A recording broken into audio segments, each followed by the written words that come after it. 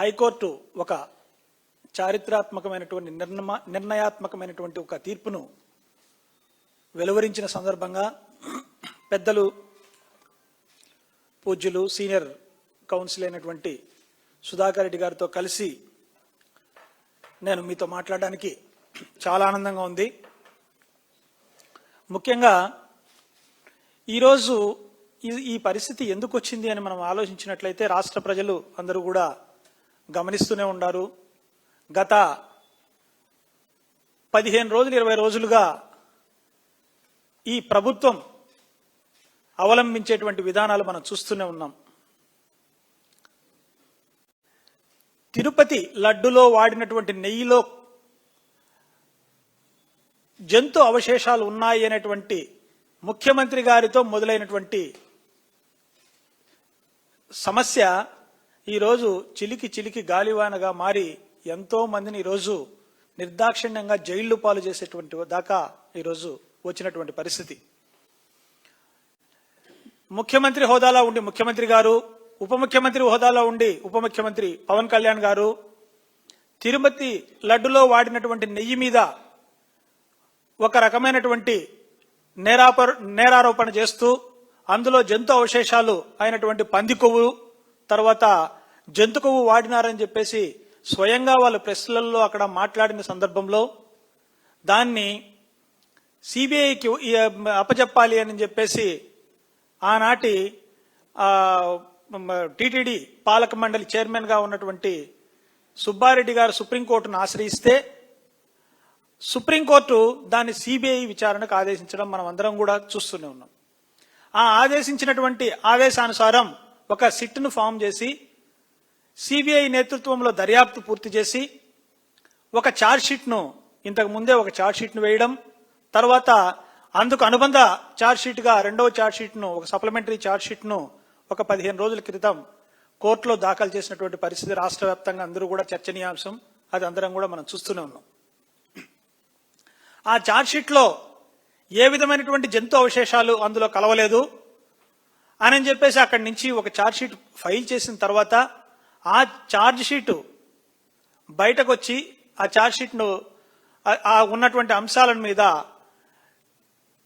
అందరూ కూడా ప్రజలకు వాస్తవాలు వివరించేటువంటి క్రమంలో రాష్ట్రంలో ఉండేటువంటి అనేక మంది రాజకీయ నాయకులందరూ కూడా ఇది మంచి పద్ధతి కాదు, ఇలా ఒక ముఖ్యమంత్రి కానీ ఒక ఉప ముఖ్యమంత్రి హోదాలో ఇలాంటి మాట్లాడడం మంచిది కాదు అని చెప్పేసి చెప్పినటువంటి సందర్భంలో అందరూ కూడా ఈ వెంకటేశ్వర స్వామి గారిని ప్రార్థన చేయడానికి ఆ చెప్పినటువంటి మహానుభావులకు మంచి బుద్ధి ఇప్పటికైనా ప్రసాదించండి.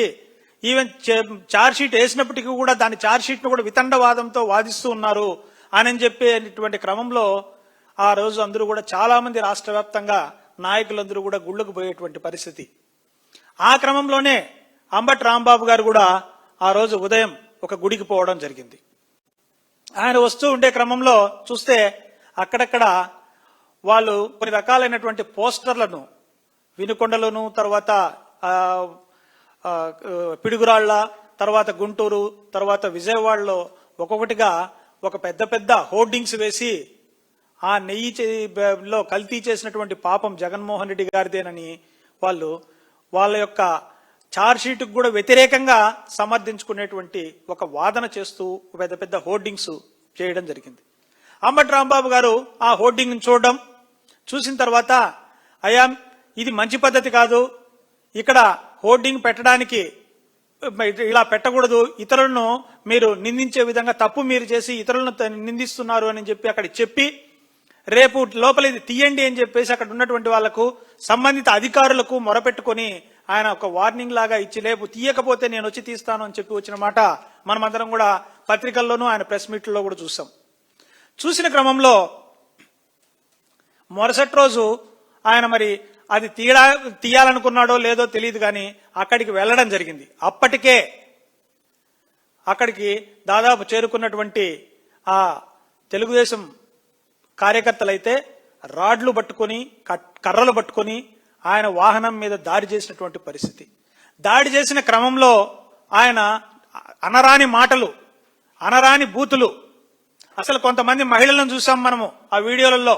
ఆ మహిళలు మాట్లాడినటువంటి మాటలు వింటే మహిళా జాతే తలదించుకునేటువంటి మాటలు వాళ్ళు అక్కడ ఆయన మాట్లాడినటువంటి సందర్భాన్ని కూడా మనం చూసాం.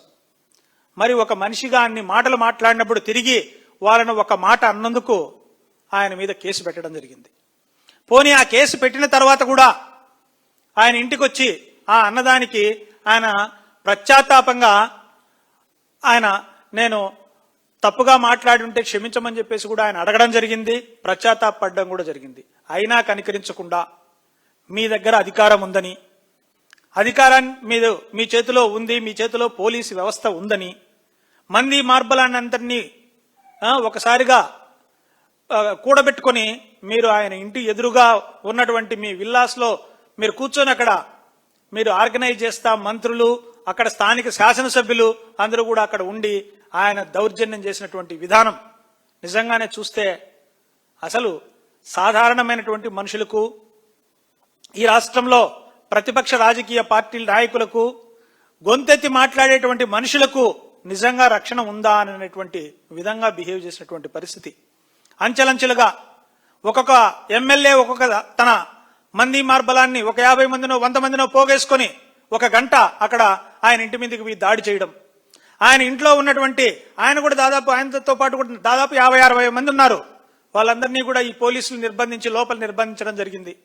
బయటికి వాళ్ళను రాకుండా గెడలు పెట్టి వాకింగ్ లేసి అక్కడ ఉండడం జరిగింది.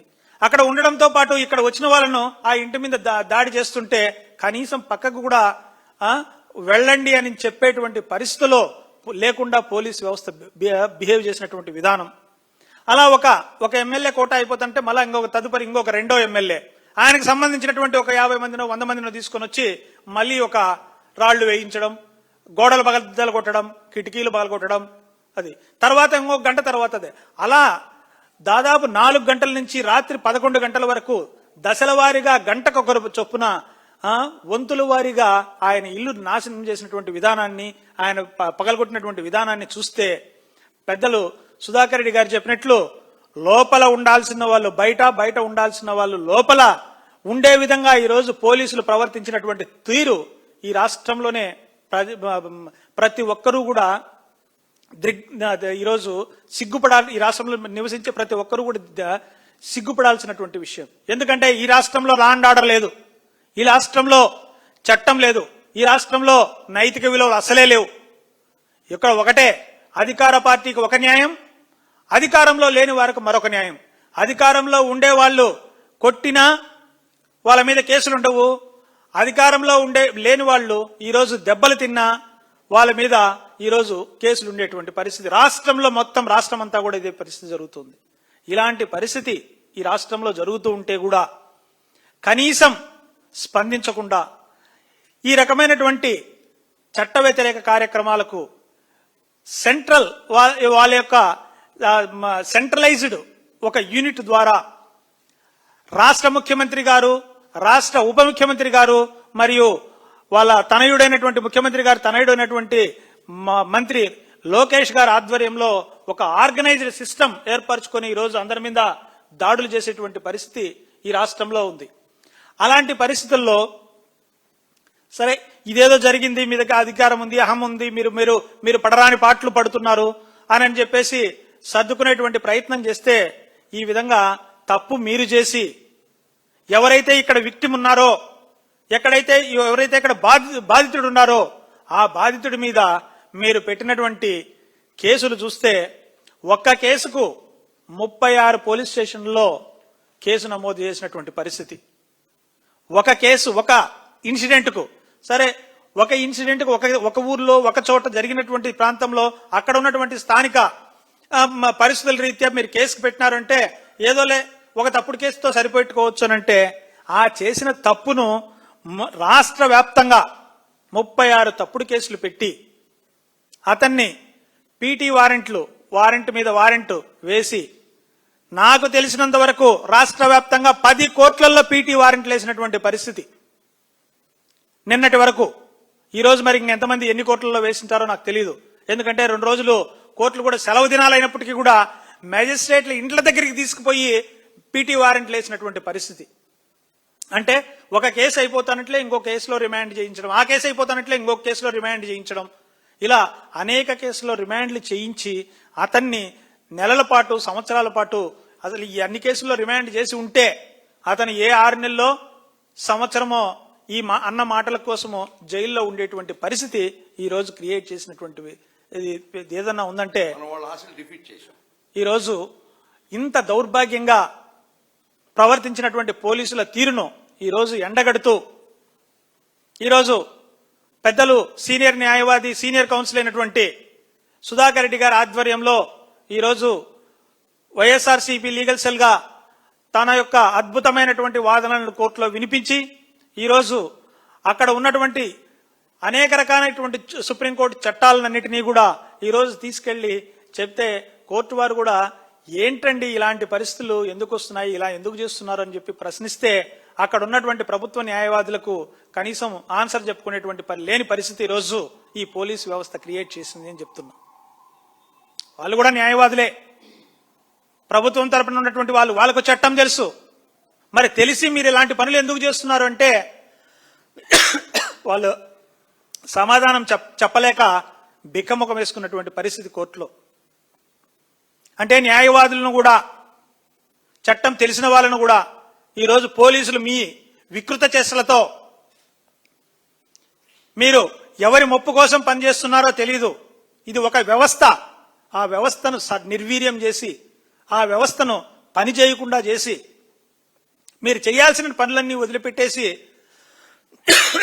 ఈరోజు అంబటి రాంబాబు గారి మీద 36 కేసులు నమోదు చేసి 2 రోజుల్లో 36 కేసుల్లో మీరు పీటీ వారెంట్లు వేసి ఆయనకు వినియోగించేటువంటి సమయాన్ని ఆయనకు వినియోగించేటువంటి పీటీ వారెంట్లు ఆయన ప్రొడ్యూస్ చేయడానికి చేసేటువంటి మెన్ను ఆయనకు చేసేటువంటి కార్యక్రమాన్ని మీరు ప్రజా శ్రేయస్సుకు ఉపయోగించండి, ప్రజలను కాపాడడానికి కోసం ఉపయోగించండి. ఒక అంబటి రాంబాబు గారిని లోపల పెట్టడానికి మహా అంటే 4 రోజులు లోపల పెడతారు, 5 రోజులు లోపల పెడతారు. దానికోసం మీ సర్వశక్తులు వడ్డీ ఒక రాష్ట్రంలో 36 కేసులు ఒక ఇన్సిడెంట్ మీద రిజిస్టర్ అయ్యే విధంగా మీరు ఆర్గనైజ్డ్ గా పనిచేసినారంటే దీంట్లో నిజంగా ఉన్నతాధికారులైనటువంటి మీకు అందరికీ ఎవరికైనా తెలీదా? ఈ రాష్ట్ర డీజీపీకి అసలు తెలీదా ఇన్ని కేసులు నమోదైనటువంటి విషయము? ఈ రాష్ట్రంలో పోలీసులు పరిపాలించేటువంటి హోంమంత్రి గారికి తెలీదా? ఒక అంశం మీద ఇన్ని కేసులు పెట్టచ్చా లేదనేటువంటి కనీస పరిజ్ఞానం కూడా లేకుండా ఈరోజు మీరు పోలీసు వ్యవస్థను ఈరోజు నడిపిస్తున్నారా? మరి ఇలాంటి పరిస్థితులు మీరు క్రియేట్ చేస్తే రాష్ట్రంలో సామాన్యులు ఏమైపోతారు? సామాన్యులటువంటి పరిస్థితి ఏంటి? మీ ఉన్నతమైనటువంటి మీ పదవుల కోసం, మీ పోస్టింగ్ల కోసం మీరు దిగజారి మీ మనస్సాక్షులు చంపుకొని ఉద్యోగం చేయాల్సినటువంటి అవసరం ఈ పోలీసులకు ఉందా అని చెప్పేసి నేను అడుగుతున్నా. ఈ సందర్భంగా ఇంత దౌర్భాగ్యమైనటువంటి నిజంగా మీరు వృత్తిలో ఇంత దౌర్భాగ్యమైనటువంటి పరిస్థితులను అవలంబించేటువంటి రోజులు వస్తున్నాయి అంటే నిజంగా ఈ వ్యవస్థకే చాలా సిగ్గుచేటని చెప్పేసి కూడా తెలియజేసుకుంటూ, గౌరవ పెద్దలు ఇందాక అనేక అంశాల మీద క్లియర్గా చెప్పారు. ఈరోజు ఈ వ్యవస్థలో వైఎస్ఆర్ కాంగ్రెస్ పార్టీ కార్యకర్తలకు కింద సామాన్య కార్యకర్త నుంచి పైన మంత్రుల వరకు ఎవరికి ఏమి జరిగినా ఏ విధమైనటువంటి లీగల్ సెల్ గా మేమందరము కూడా మా పెద్దలు సుధాకర్ రెడ్డి గారి ఆధ్వర్యంలో మరియు లీగల్ సెల్ ఆధ్వర్యంలో మేమందరికీ కూడా ఈరోజు కష్టపడి పనిచేస్తాం. ఈరోజు మాకుతో పాటు నిన్న నుంచి కూడా నిద్రాహారాలు మాని పనిచేసినటువంటి ఈ లీగల్ టీం అందరికీ కూడా ధన్యవాదాలు తెలియజేసుకుంటూ, మాకు ఎవరు ఏ ఒక్కరూ కూడా కష్టాలలో మన వాళ్ళు ఇబ్బంది పడడానికి వీల్లేదు అని మాకు ఆదేశాలు జారీ చేసినటువంటి మా పెద్దలు, మా పార్టీ అధినేత వైఎస్ జగన్మోహన్ రెడ్డి గారి నేతృత్వంలో మేము ఈ విధంగా పనిచేయడానికి చాలా సంతోషంగా ఇంకా రెట్టింపు ఉత్సాహంతో భవిష్యత్తులో కూడా పనిచేస్తామని చెప్పేసి కూడా తెలియజేసుకుంటూ